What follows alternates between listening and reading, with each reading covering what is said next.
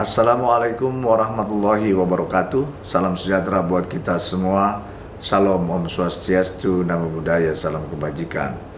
Saya Dr. Haji Hairul, Master Kesehatan selaku Wali Kota Tarakan, menghimbau dan mengajak kepada seluruh elemen masyarakat yang ada di Kota Tarakan khususnya agar dapat mensukseskan dan mendukung pelaksanaan pemilu serentak tahun 2024 yang aman, damai, dan kondusif, bebas dari berita hoaks dan provokatif.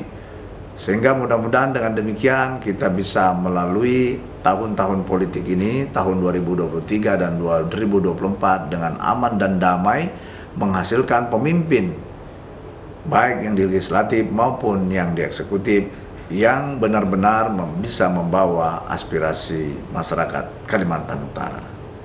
Sukses buat kita semua. Wabillahi taufiq wal hidayah. Assalamualaikum warahmatullahi wabarakatuh. Salam sejahtera buat kita semua. Salam Om, Santi Santi Om, Namo Buddhaya, salam kebajikan, salam presisi.